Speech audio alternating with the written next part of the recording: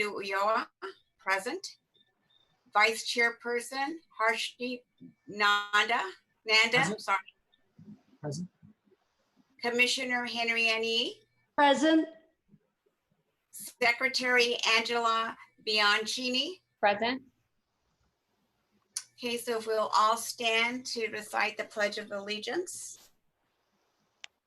Ready, begin. I pledge allegiance to the flag of the United To the States flag. of America and to the republic which it stands, One one nation, under under God, indivisible, with liberty and justice for all. Thank you. So now we're at introduction of guests. I'm assuming there's no guests, Angela? We don't have guests, but we do have a public comment. And I think that we're doing the public comments under communications. And it actually is under item 10E. So when we get to 10E, I can read the comment. Okay. All right. Okay. So if we could review the minutes of the May 7th, 2020 board meeting, personnel commission meeting.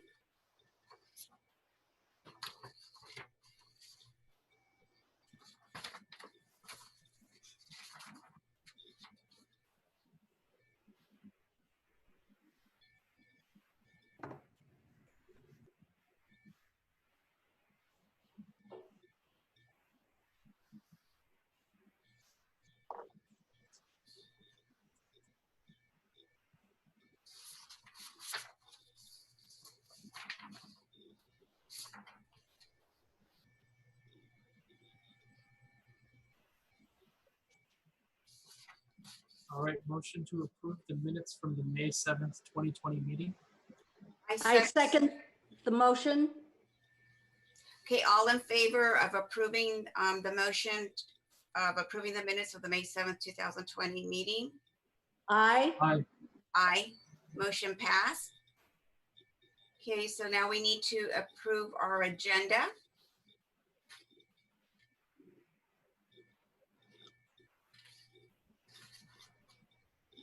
I motion to approve our agenda for the June 4th, 2020 meeting. I second the motion. All in favor? Aye. Aye. Okay, motion passed. Okay, so I have no report to give.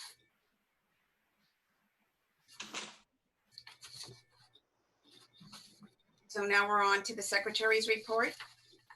So right now the district is working to develop task force to begin the discussions of reopening the school. And so I was on a task force earlier today, and we have several smaller task force meeting, and then we regroup on Fridays and we meet as a team to develop guidelines to reopen the schools. And so we're just in the very beginning stages of what that would look like.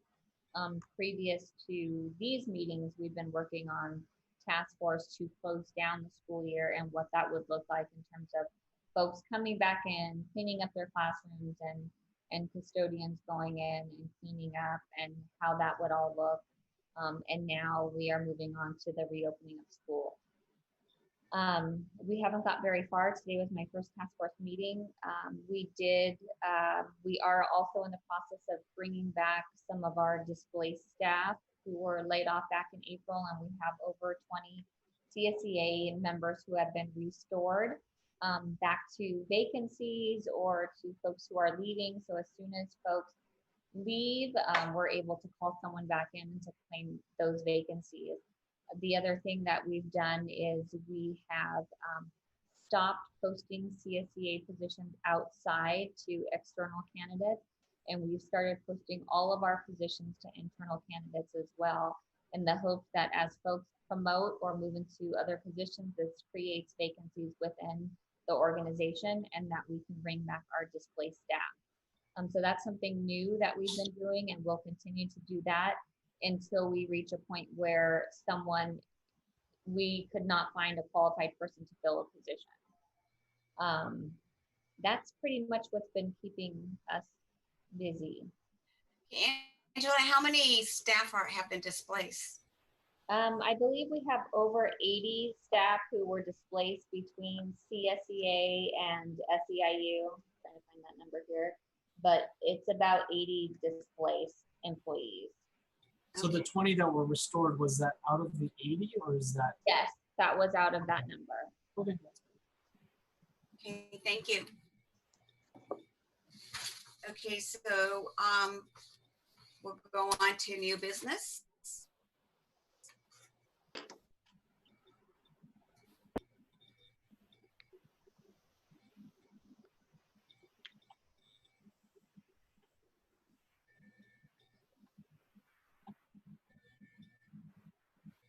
Do we have new business? We don't have any new business. Okay, so then item 10, other business. So if we can review working out of class, the list, that's for information only.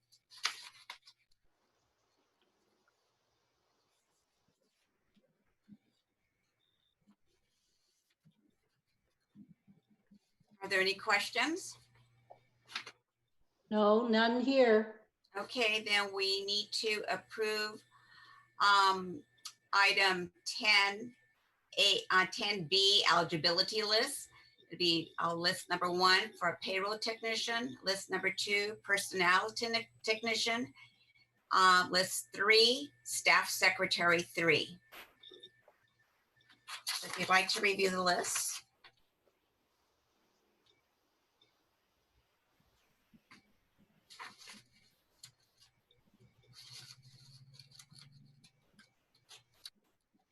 I'd like to motion to approve the eligibility list 1 through 3. Do I have I second the motion. Okay, all in favor? Aye. Motion passed. The eligibility lists have been approved. So item 10C, personnel actions, classified employment personnel action list. This is for information only. So if you'd like to review it.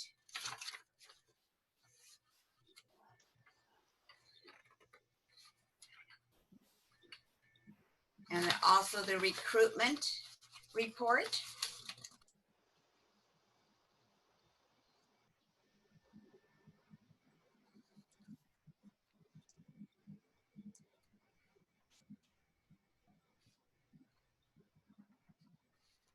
Are there any questions?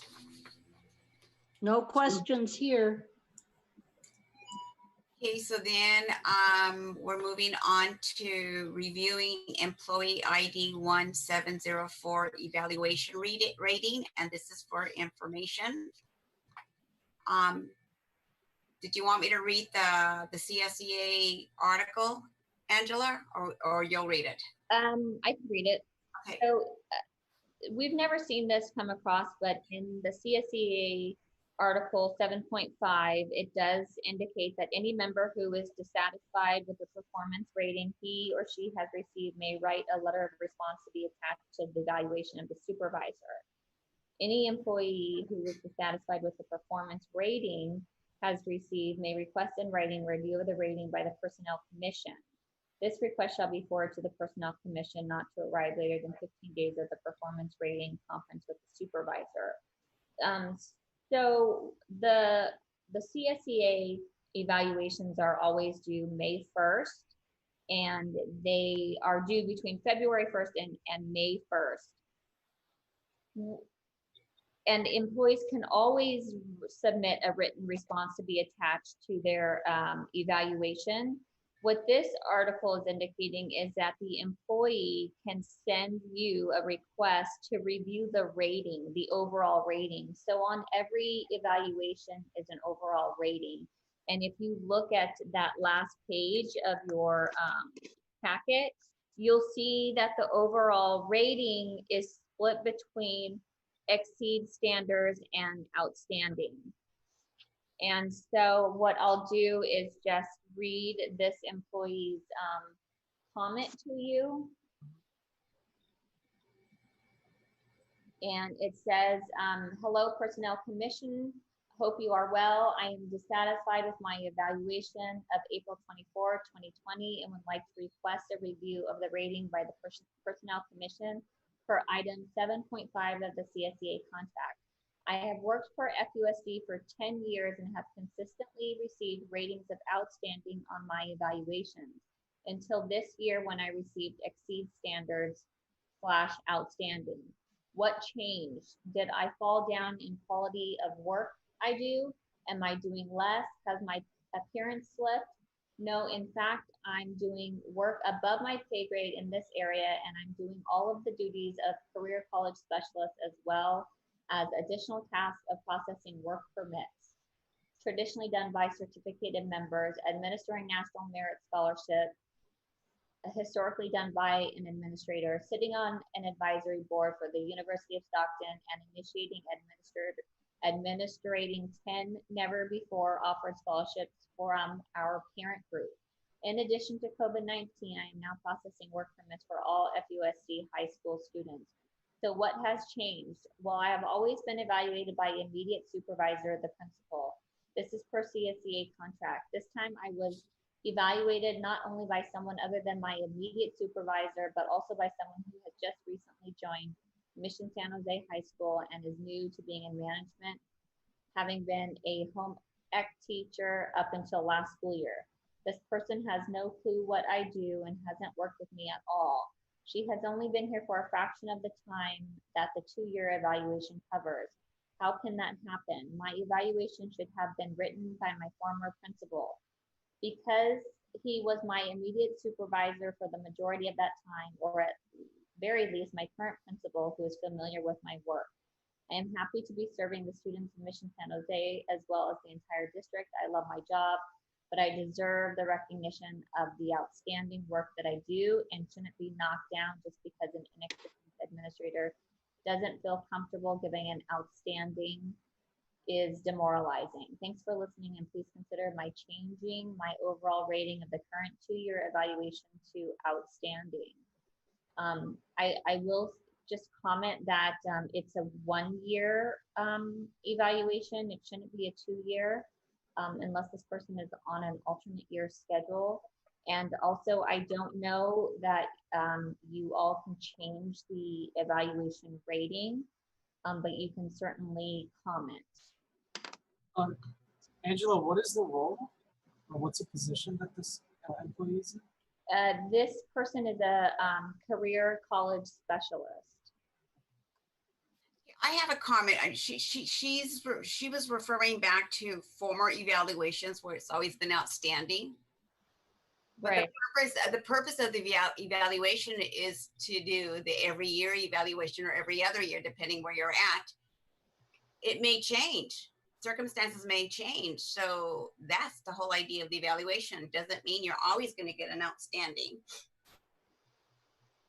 Or should continue just because you've had them in the past. This is a different evaluator. The standards might be a little different. Granted, the person is, quote, new.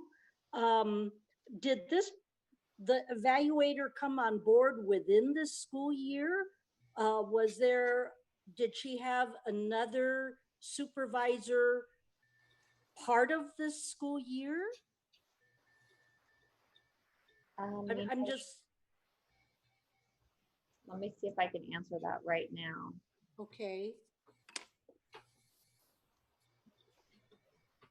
Well, regardless, I would say one thing is questioning the ability of the supervisor is, I personally think, a bit unfair as that person has been placed in that role according to their ability. So I would say that does not stand. But I do understand where they're coming from. But like Mary Lou and Henry Ann mentioned, that standards do change. Just because you have been receiving an outstanding for the past 9 years does not guarantee that you would get it the 10th year. I would say, if possible, if they're willing to maybe set up a meeting with that supervisor and see what stands apart, what they could have done or what they need to do to get to that next step. If they can get some solid feedback from there moving forward. And also on the agree with that. evaluation form, there's a place for comments. So I'm assuming the evaluator wrote some comments down that will reflect the reason why they gave the scores they gave.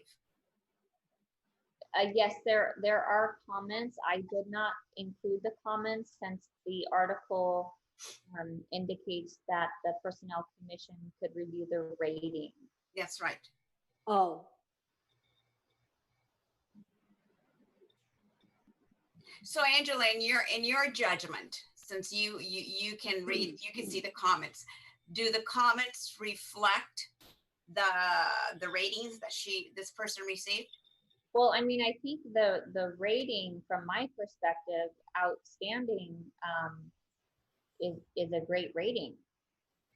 Or exceeds standards and outstanding.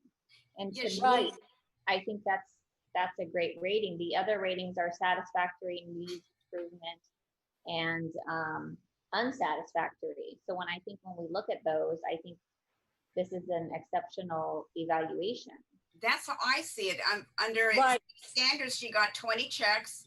For outstanding, she has 8 checks. Right.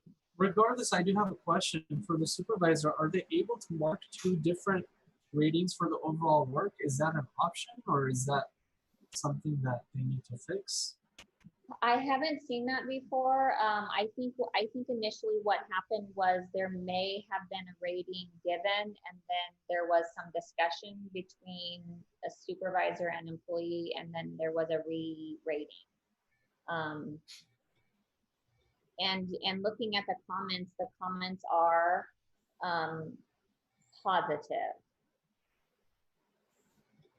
Has this person approached the supervisor about she's bringing the concern to us, but has she presented this to the person, the evaluator? My understanding is that she has. Okay. I would honestly think one of the best courses of action would be at least to sit down with the supervisor and ask specific points, how they can, I wouldn't say improve, Right. but what they were lacking from getting a full outstanding as opposed to this mixed rating. And if they can Right. get some solid points Feedback. that they can work on, from solid feedback, then that would at least justify it. If they're unable to get solid feedback and this was just based out of whim, then I understand that there is a concern and we can maybe discuss it again if needed. But at this point, I think that the best, I mean, I'm not really sure what the Personnel Commission can do in this situation, but that would be my sort of recommendation, or that's what I would say. I agree. This is a good evaluation. I mean, Yes. standards outstanding. I could see Right. if she had some areas where she went from an outstanding to a needs improvement. Right. But this is a really good Or evaluation. even satisfactory, dropping from outstanding or exceeds to a satisfactory, but everything is above the line. So my suggestion is that she needs to, well, talk, like Harshdeep said, to talk with the evaluator on what areas might need improvement. Now, this person, the evaluator, she said, was a home economics teacher. I don't know, but she is still the person is still the evaluator, and every person is going to evaluate a little differently. So it seems that it would be, our recommendation would be for her to delve into this a little bit more if she's concerned, as Harshdeep said. Yeah, I mean, I would say go point by point and say, why Right. is volume exceeds and not outstanding? Why is overall Right. understandings, policies, methods, procedures, all of those? What was missing for her to move to an outstanding as opposed to staying at exceeds standards? Right. So I think what she references is that the assistant principal was a home ec teacher, which I don't I don't have that in our database. That doesn't mean this person was not that, maybe somewhere else. This person Uh-huh. has been an assistant principal with the district since 2019 at the same site. So, Well, my response to that would be in general is, I mean, regardless of what their background is in the past, if they have been selected as an assistant principal, there's a reason for that. They have the qualifications. I would trust the hiring committee at that time to know. So I would not question their ability, um, unless there's something huge. But like I said, if they can sit down and get some solid feedback, then at least they would know what needs to be worked on, or if they can't get solid feedback, then they would know that there is something going on. Angela, when she was notified at the beginning of the year that she was going to be evaluated, wasn't she assigned the evaluator? So it's the person that evaluated her? I don't know if the individual site, so in our office, we would notify our own staff. And so I would think that she would have been notified by the person that would be evaluating her, but it is possible that maybe the principal or one of the assistant principals notified all staff together saying that you will be evaluated this year. The language is pretty broad on notifying staff. It just says they need to be notified in September that they will be evaluated for the school year. Right. So long as someone who was in an administrative role sent, an email or said this during a staff meeting, that would cover that requirement. So I don't know for certain that she would have known who was evaluating her. Ideally, yes, that would be the case, but I can't confirm that. But also, you would think that the person who is doing the evaluation of her has been able to see her in action to be able to evaluate her. Right. They should be working in the same office, which my understanding is they are. Okay, so I would assume that this assistant principal was around, seeing her to be able to judge her ability. Right. So she had to be aware who this person was. Right. I'm assuming. Right. I would assume that's the case. They're working in the same office. Okay. Hmm. Well, this was just for information, right? And for us to review it. It was just information. We don't have any language in the Personnel Commission rules that addresses this. It happens to be in the CSEA contract. And so that's why it's being brought forward, but it isn't an action item. Okay. Okay. So should we move on? We can move on unless there was any other comments. I have no further comments. No, neither do I. No, that is all for me. And so our next meeting is July 2nd or July 9th at July 9th? at 3:30 p.m. Okay, so I can send a Zoom invite for that. And I will just continue to keep you posted about the progress in the task force, where we're at, and as we move through those guidelines. Okay, what was the anticipated start of the school year before all of this occurred? What was the date of opening of school? Let me look at the calendar. Just out of curiosity. August, 19th or somewhere in the middle? August 28th would be the first day. Oh, okay. Well, that's late August, so that Right. gives everybody a little more time. Yes.